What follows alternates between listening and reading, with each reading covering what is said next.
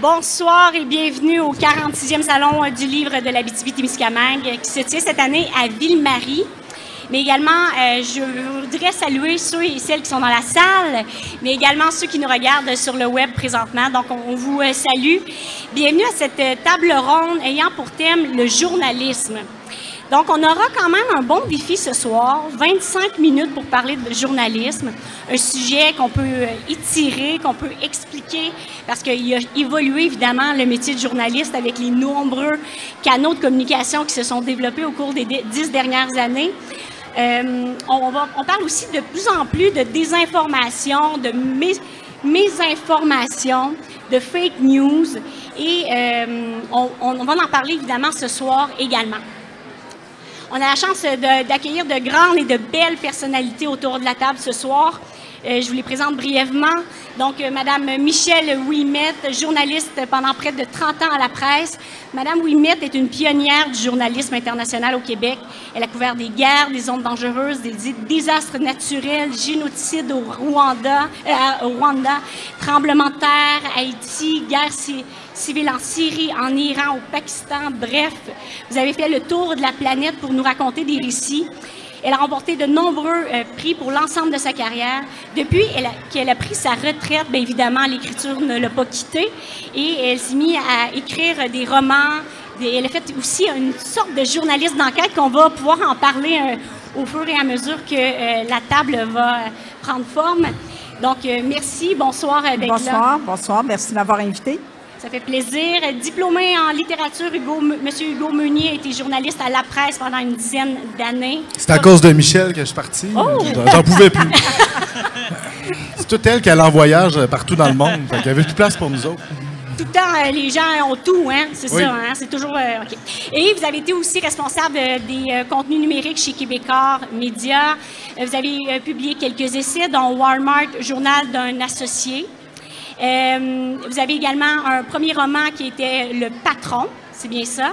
Et vous présentez cette fin de semaine Olivia Vendetta, c'est bien ça. Et vous êtes actuellement reporter Urbania et Nouveau. Voilà. Voilà, Pas bonsoir. Hugo 1, Michel 1. Là, je pense qu'on... c'est bon. Diplômé en journalisme de l'Université Laval ainsi qu'informaticien, M. Carl Chiasson œuvre désormais a toujours œuvré en fait comme informaticien, c'est bien ça. Et vous avez été journaliste dans quelques hebdos et rédigé notamment des chroniques dans la presse plus. Donc, vous venez présenter cette fin de semaine votre premier roman. Oui, c'est ça. Donc, bonsoir, bienvenue. Finalement, Philippe de Grosbois, enseignant en sociologie au collégial, vous êtes membre du collectif de rédaction de la revue sociale et politique à Bâbord et auteur d'essais, notamment sur l'essai, et je lis « La collision des récits, le journalisme face à la désinformation ». C'est ça.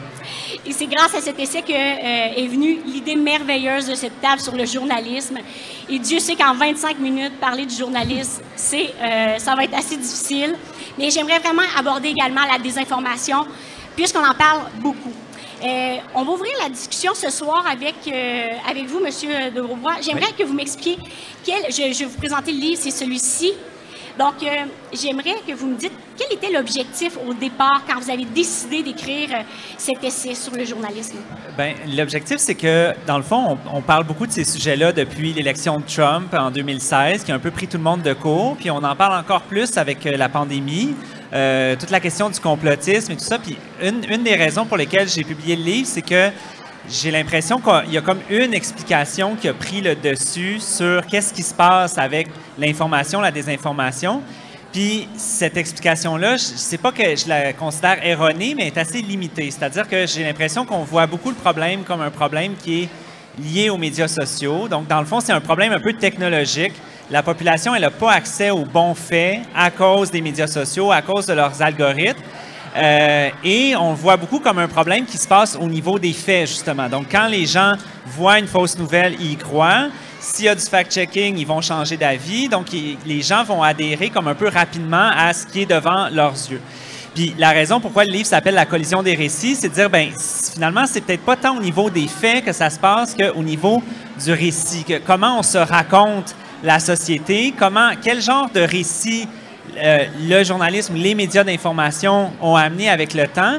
Et est-ce que c'est peut-être pas ce récit-là qui est peut-être un petit peu épuisé et qui fait que des récits complètement farfelus, là, on s'entend sur le complotisme, tout ça, qui vont dans toutes sortes de directions, qui sont souvent toxiques, violents, mais que ça leur donne comme un peu un espace parce que c'est comme si on est dans une situation de crise dans la société à plein de niveaux. Hein. On pense à la pandémie, le climat, les inégalités.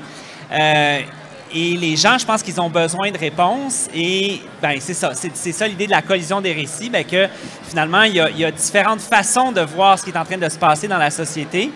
Et je pense que si on se le pose de cette façon-là, c'est-à-dire plutôt se demander comment les gens peuvent croire à QAnon, comment les gens peuvent croire que la Terre est plate, ce serait plus de dire bien, comment ça se fait que les gens croient de moins en moins à ce que les institutions politiques disent, à ce que la science dit, à ce que les médias disent. Je pense que quand on le pose de cette façon-là, bien, on ouvre tout un autre champ de réflexion. Est-ce que vous avez des réactions? La Terre est plate, est pas plate? Madame Ben, il y a cette couche-là avec laquelle je suis tout à fait d'accord, mais il y a aussi une autre dimension, si on veut, des faits alternatifs. Je pense entre autres à Poutine qui a inventé toute une réalité alternative pour justifier l'invasion de l'Ukraine qu'il doit dénazifier. Donc, il écrase les réseaux sociaux pour éviter que la vraie vérité, mais croit-il à sa propre vérité, ça, on ne saura jamais probablement. Donc ça, c'est complètement une autre réalité qui n'existe pas, mais à laquelle Poutine croit et qui l'impose et qui rentre de force dans la gorge des Russes.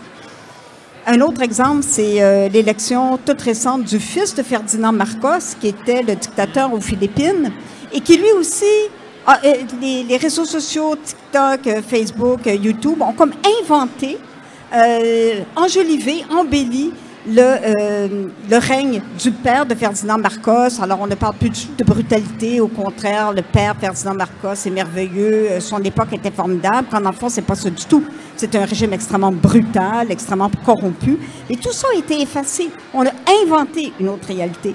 Donc là, on est vraiment dans une menace pour la démocratie, parce que les gens y croient. On leur rend ça, ils n'ont pas accès à une autre vérité. Et comme journaliste en 2022, quand on essaie de comprendre ces phénomènes-là, comment on peut arriver à raconter justement l'histoire? Comment on peut raconter pour justement que cette méfiance qu'on voit de plus en plus envers les médias traditionnels, comment on peut arriver à faire en sorte que les gens, en fait les lecteurs ou les spectateurs, nous croient, les téléspectateurs? Ben, ça devient difficile parce qu'il faut devenir attrayant. Tu sais, aujourd'hui, la culture des médias a tellement changé.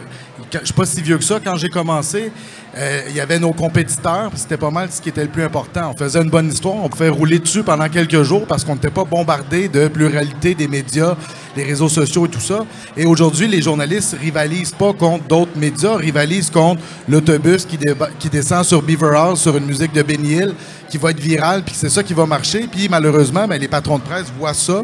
Ce succès-là devient attrayant pour eux aussi. Donc l'espèce d'information spectacle qui n'est pas d'hier. Tu sais, Isabelle Maréchal, là, longtemps, faisait l'infotainment, puis tout le monde s'arrachait les cheveux, mais on est quand même un peu dans cette culture-là. Et donc le storytelling a grandement changé. Tu sais, l'espèce de texte très, très nuancé à la Pierre Sormani, avec pas d'adverbe, pas d'adjectif, est en train un peu de disparaître de tous les médias, même jugés sérieux. Bon, la presse, c'est peut-être encore un bon rempart de journalisme sérieux by the book, mais même Radio-Canada, ils ont certaines branches qu'on rade, qu'on va y aller un petit peu plus funky. Chez Urbania, nous, c'est un peu notre marque de commerce, mais je le vois même chez Le Devoir, tout ça. Donc, tout le monde essaie d'un peu de rendre leur storytelling attrayant tout en restant pertinent et sans tomber dans le fake news. Donc, ça devient quand même une espèce de terrain glissant pour tout le monde, à commencer par les gens qui consomment de l'information, qui doivent démêler un peu ce qui est vrai dans tout ça, parmi tout le fake news qu'il y a. Puis, je pense que tantôt, c'est monsieur qui disait que les complotistes, veulent pas, ils ont tellement de reach, comme on dit en bon français, ils ont tellement une grande portée qu'on peut pas juste les tasser, les médias, puis faire comme s'ils n'existaient pas. Ces gens-là, ils sont probables. Il y a certains de ces gens-là qui sont plus suivis que des médias au complet. Je pense que des gens comme pas Lucie Laurier peut-être, mais tu sais, les têtes dirigeantes. Alex Cossette-Trudel. Bon, mais c'est des gens, ils ont plus de gens qui suivent ces gens-là que le lectorat du Devoir. Donc, ça devient quand même des choses à avoir en tête quand on produit de l'information aujourd'hui. Vous voulez ajouter, monsieur? Là-dedans, est-ce qu'on nous laisse vraiment le temps de l'écrire, cette histoire-là? Rapprochez-vous, oui, effectivement. Est-ce qu'on nous laisse le temps de l'écrire, cette histoire-là? Ça prend du temps d'écrire une histoire, d'avoir le recul, de prendre l'information, de la transmettre. Dans les temps des médias écrits, on avait l'heure de tomber, c'était le lendemain matin. Là, avec les médias sociaux, avec la télé en direct, tout est en direct tout le temps. Des fois, en tant que consommateur, je regarde, est-ce qu'on a pris le temps de faire du recul? On n'a pas le temps de faire du recul. Peut-être le contredire, mais on n'a pas le temps nécessairement d'aller toujours aux sources comme auparavant, parce que tout va bien, tout va vite, tu réagis dans l'instantané. Pour ce qui est des complotistes et tout ça, c'est que le journalisme a un carcan légal, éthique et tout ça. Tu ne dois pas dire n'importe quoi non plus. Alors que sur les médias sociaux, les complotistes peuvent dire à peu près ce qu'ils veulent. Vous voulez rajouter quelque chose, Mme Ouimet? Le problème, c'est qu'on ne va plus assez sur le terrain. C'est une marotte de Hugo et c'est une marotte que j'ai moi aussi et que je partage totalement. Il faut aller sur le terrain parce que si on est toujours entre nous, les réseaux sociaux, puis ce qui se dit, ce qu'on lit et qu'on répercute, c'est sûr qu'à un moment donné, on va véhiculer des faussetés. Mais si on va sur les terrains, on n'est pas obligé d'aller en Ukraine sous les bombes. Si on va sur le terrain, on peut aller à Montréal, on peut aller à Laval, on peut aller où ça se passe, parler aux gens, multiplier aussi les entrevues pour être certain, soit parce qu'une personne nous dit quelque chose que c'est vrai. À ce moment-là, on fait du vrai terrain, on évite la désinformation, je crois. C'est notre arme. Mais pour ça, il faut effectivement arrêter d'aller tout le temps vite. Oui, parce que si on a tout le temps de deadline, puis il faut produire une histoire par jour, on n'aura pas le temps. Donc, il faut se calmer un peu, prendre le temps et aller sur le terrain. Et cette semaine, l'Université de Carleton qui sortait que les journalistes étaient de plus en plus anxieux face à leur travail. Ils disaient même que 69% des répondants étaient anxieux. Plus de la moitié vivaient de l'harcèlement sur le web. Le journalisme a beaucoup évolué. Comment on arrive justement à rester le plus focus possible sans évidemment dévier vers nos propres préférences? Comment on arrive à vendre notre sujet au chef de pupitre pour s'assurer d'avoir une voix, de pouvoir le traiter à la manière dont le journaliste le voit? Philippe? Ah, c'est pour moi celle-là. Je pense que... Attends un petit peu, parce que là, je voulais réagir aussi à ce que Hugo Picard avait dit. Je trouve qu'il y avait la question de l'économie de l'attention, pour moi, c'est quelque chose de vraiment important. C'est comment on est... D'ailleurs, ça, c'est important de voir que c'est présent à la fois dans des médias traditionnels, dans les médias numériques. Quand on est dans une recherche de profit, dans le fond, c'est qu'on veut avoir l'attention des gens pour pouvoir la vendre aux annonceurs.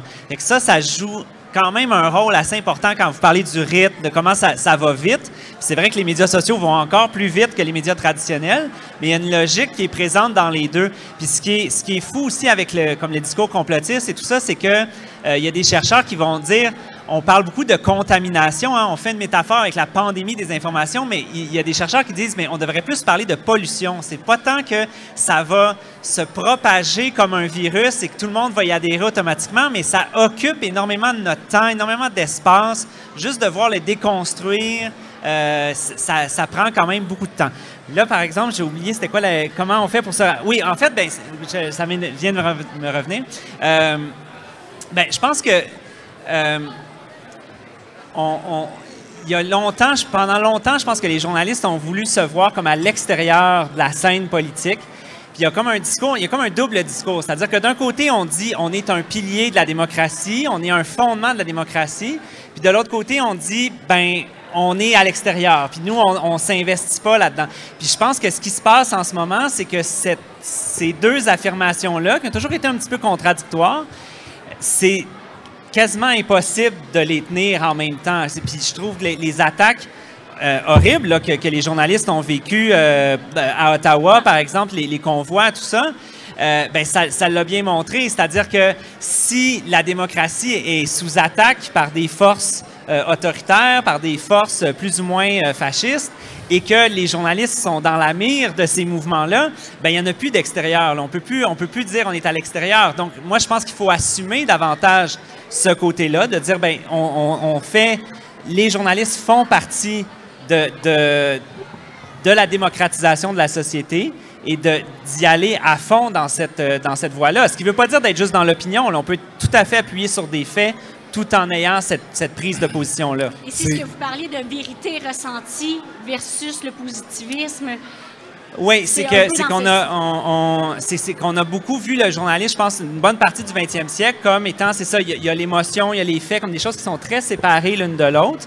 Mais je pense pas que c'est comme ça que ça fonctionne. Je pense pas que c'est comme ça que les gens envisagent l'information, envisagent la vérité. Je pense que le fait qu'on ait 3 journalistes qui produisent des romans, ça montre aussi qu'il y a plusieurs façons aussi de développer une certaine connaissance de l'expérience humaine.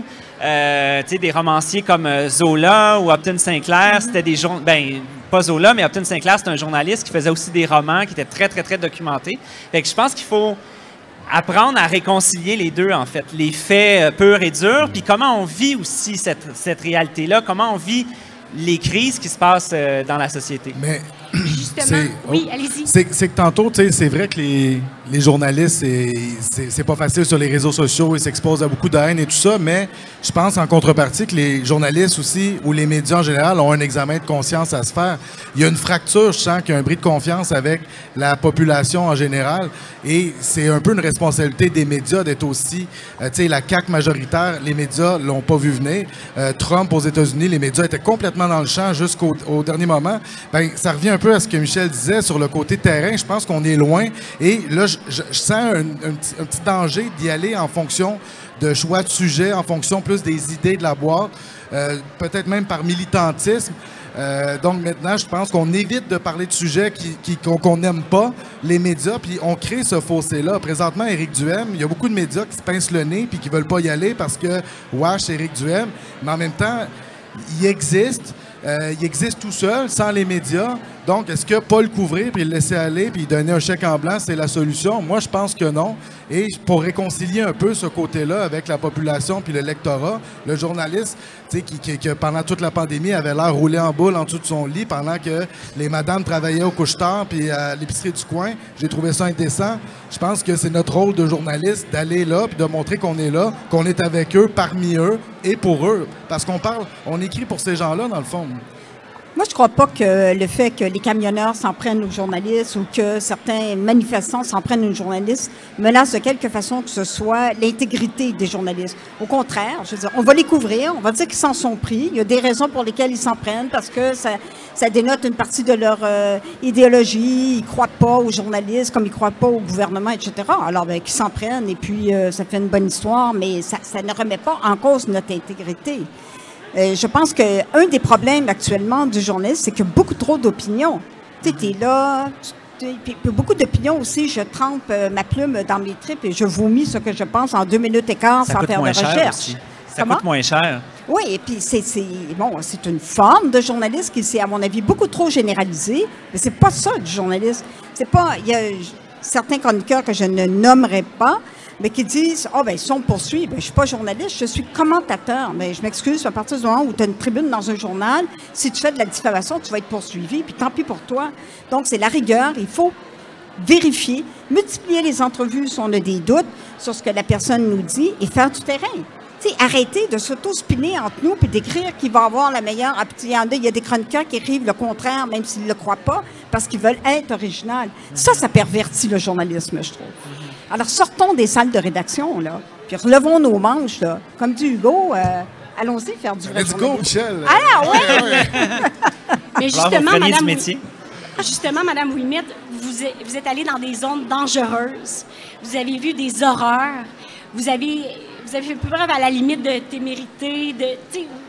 Vous aviez beaucoup de courage. Est-ce qu'on a encore ce courage-là de faire ce que vous avez fait? Bien, je pense qu'on n'est pas obligé d'aller à l'autre bout du monde. À un moment donné, la presse a fait une grande série sur la pauvreté à Montréal. Mm-hmm. Et moi, j'ai dit, qu'est-ce que je fais? J'ai décidé d'aller vivre 2 semaines dans un taudis. Puis quand j'ai dit taudis, c'était vraiment taudis. Surtout qu'après ces 2 semaines-là, j'ai pogné la gale. C'est pour vous dire comment c'était sale. Mais c'était du journalisme de terrain. Hein? Et puis, on n'est pas obligé d'aller sous les bombes et de risquer notre vie pour faire du journalisme. Mais puis il faut faire attention aussi, parce que sur ces terrains-là, des fois, l'information... je me souviens au Rwanda, quand j'y étais, on commençait à peine à parler de génocide, mais c'était pas clair, c'était un génocide. Non, il y avait peut-être 200 000, 300. Alors, ce que je faisais, c'est que je multipliais les entrevues. Quand ça faisait 15 fois ou 20 fois qu'une personne me disait « Ma famille a été massacrée, tout le monde a été massacré », je me suis dit « Bon, il se passe quelque chose, là. Parlons de massacre, décrivons, mais faisons attention. » c'est ça, l'épreuve des faits. En tout cas, moi, j'y crois beaucoup. Et comment fait-on, comme journaliste, de ne pas se faire envahir, justement, par l'émotion? Ah ben, on se fait envahir, c'est sûr. C'est sûr qu'il y a des choses qui sont vraiment qui ébranlent, mais on est là pour décrire. C'est pas parce qu'on est ébranlé et qu'on a envie de pleurer quand on écrit que ça va modifier ce qu'on écrit. On écrit ce qu'on a recueilli pendant la journée. On peut décrire le plus possible sans pour autant mettre nos tripes à la table. Là. J'ai une image très marquante de Michel, qui a malgré tout un cœur. On était en Haïti pendant le tremblement de terre, puis il y avait des gens qui, écoute, les corps étaient partout, qui swingaient littéralement des corps dans une boîte de pick-up, puis Michel est allé les chicaner pour leur demander de faire preuve de dignité humaine. Cette image-là va me rester longtemps. Là. Ah oui, il y avait deux gars là, baraqués, puis il faut croire qu'Haïti, là, il venait d'avoir le tremblement de terre. Port-au-Prince était sans dessus-dessous. Quand j'ai vu ces gars-là arriver avec leur pick-up puis balancer les corps là, d'une femme, j'ai été les voir, je les ai engueulés. J'ai dit « Hey, tabarnak! » Ils ont dit « Hey, elle vient du Québec. » Ils n'ont pas compris, tabarnak. J'aurais dit « Qu'est-ce que vous faites là? » Là, il a dit « Ben, tu sais ça, ils balançaient, ils sont partis. J'aurais pu me casser la gueule, mais ça a été plus fort que moi. Mais entre ce que j'ai dit là et ce que j'ai écrit, j'ai écrit que des hommes balançaient des cadavres, mais... Je n'ai pas parlé de ma colère, mais je pense que juste en décrivant, on pouvait comprendre que c'était indécent. Là.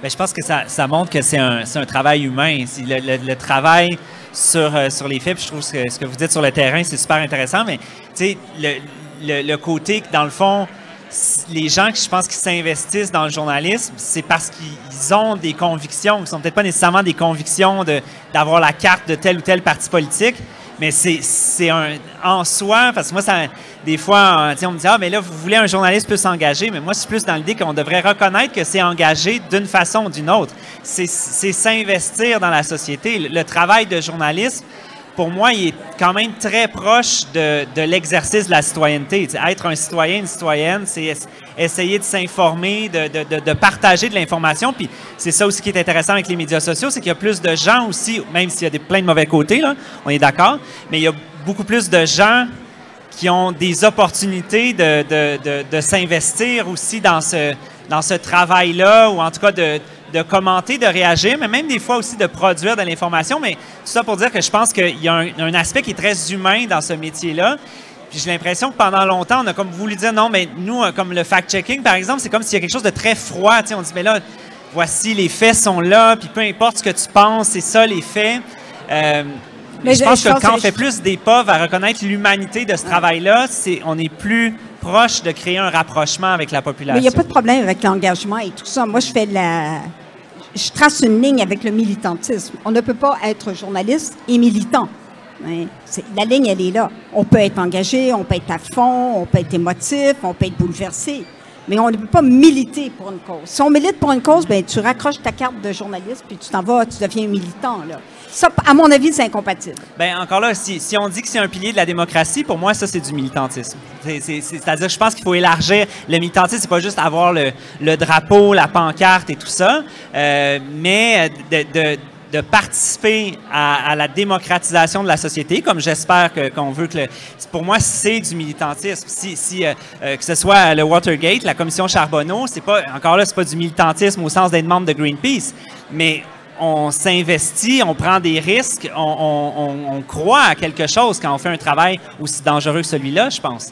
Fait que c'est sûr que j'ai une vision large de ce que c'est que le militantisme, mais je pense qu'il faut... les frontières sont peut-être pas aussi étanches qu'on pourrait le penser. Hugo, toi qui as été... Excusez-moi. Oui, allez-y. Toi qui as été en Afghanistan, tu voyais ça comment? Tu sais, quand tu as failli sauter... Tu étais avec Martin Tremblay, le photographe, votre blindé a failli sauter sur une mine. Oui. C'est pas du militantisme. Tu étais engagé, tu as pris des risques. Tu oui. vois ça comment? Ben, je vois ça comme... on fait le choix d'accompagner, mettons, les soldats sur le terrain. Évidemment, on pourrait nous reprocher d'être à coquiner avec les soldats pour voir. Moi, j'ai trouvé extrêmement ça difficile, cette mission-là, parce que il y a une espèce de sentiment dans la population que les médias et l'armée marchaient main dans la main à ce moment-là. Et moi, j'en l'entendais souvent. Et c'est pas ça dans la réalité. Puis on était au début de l'information qui est diffusée en ligne. Donc moi, souvent, je faisais un reportage qui était en ligne là-bas pendant que j'étais avec les soldats. Fait que j'ai trouvé ça très, très inconfortable. Mais cet inconfort-là, il faut vivre avec. Tu sais, si on commence à être trop bodé avec les soldats et tout prendre pour du cash, moi, j'ai vu des choses là-bas. Je savais des choses que les soldats savaient même pas. Et des fois, on arrivait dans un camp. Et là, bon, moi, tu sais, je suis foncièrement dans la vie tous les jours assez anti la guerre, là. Donc, si j'avais été un militant, j'aurais pu me répandre. J'avais été un chroniqueur aussi, mais en tant que journaliste, il faut que je constate. Et là, les soldats avaient bombardé un petit hameau de rien. J'ai jamais vu de résistance, là. J'ai jamais vu l'ombre d'une résistance non plus de la part des villageois qui étaient finalement des talibans. Mais tu sais, ça, on se fait dire ça, donc on prend ça pour du cash. Mon devoir de journaliste, c'est de rapporter ça. Je peux pas dire, il me semble que c'est louche, pareil, je n'ai pas vu. Mais j'avais quand même, je m'étais avancé, entre guillemets, avec un titre, c'était « Tuer une mouche avec un bazooka ». Et parce que je trouvais que c'était ça que j'avais vécu. Parce que les autres, ils se tapaient des mains, puis ils étaient comme, on a neutralisé de dangereux talibans. Moi, à part une couple de fermiers, peut-être fâchés parce qu'ils se font écraser leur champ de pavot par des tanks et leur gang-pain par l'armée, j'ai pas vu de résistance, j'ai pas vu de guerre, mais ils étaient en beau maudit, comme on dit, les soldats, parce qu'ils voyaient mon article. Fait qu'eux autres sont là, puis ils pensent qu'ils sauvent la démocratie et tout ça. Fait que tu te confrontes un peu à leurs valeurs, puis même eux autres essaient de se convaincre qu'ils sont là pour les bonnes raisons, même les soldats, parce que c'est sûr que quand ils se couchent le soir, ils se disent « Ah, peut-être ça n'a pas rapport, cette mission-là. » Puis aujourd'hui, je pense que l'avenir puis l'actualité a donné raison aux sceptiques du conflit en Afghanistan. Ça s'est pas très bien fini non plus. Donc, c'est déjà la fin. Et ça a été très, très, très, très enrichissant. Vous serez présents tout au long. On n'a même pas eu la chance de parler de vous comme auteur, toute l'enquête que vous faites, parce que quand vous travaillez un roman, vous êtes vraiment sous la forme de... On cherche des informations, on essaie de vraiment s'imprégner de la réalité. Donc, vous serez là tout le week-end. J'invite les gens qui sont à la maison, ceux et celles qui sont ici. Donc, Madame Ouimet, vous présentez votre dernier roman, L'homme au champ. Donc, qui est une journaliste, justement, qui veut à tout prix faire la une. Donc, vous parlez quand même du journaliste. Et je sais que vous avez beaucoup d'enquêtes là, pour vraiment bien parce comprendre. Parce que j'ai un enquêteur. Je connais pas le milieu des enquêteurs, qu'est-ce qu'ils se disent le matin. Alors, j'ai été avec des enquêteurs pendant 2 semaines. J'ai fait tous les shifts avec eux, tôt le matin, tard le soir. Alors, j'ai pu mieux comprendre leur univers. Mais je ne pouvais pas écrire sur des enquêteurs sans aller au moins 2 semaines avec eux. Puis là, j'ai vu la piètre opinion qu'ont des fois des journalistes, mais alors, ça m'a permis d'avoir... un autre roman. Et donc, votre métier de journaliste ne vous quitte pas. C'est ce que je comprends. Oui, c'est jamais loin. Donc, il y a également M. Carl Chiasson avec le premier roman, Le Phénix, qui parle de hockey pour ceux et celles qui sont fans, entre autres. Il y a également M. Meunier qui nous présente Olivia Vendetta. Donc, vous serez là, évidemment, tout le week-end pour pouvoir rencontrer les gens. Et cette table ronde n'aurait pas eu lieu sans ce livre, cet essai, La collision des récits, le journalisme face à la désinformation, donc de Philippe de Grosbois. Donc, merci beaucoup pour ce temps. C'était fort apprécié. Donc, on salue tout le monde pour la soirée. Merci beaucoup d'avoir été là. Et on se retrouve demain sur Facebook Live, mais également en présentiel au salon. Merci à vous. Merci.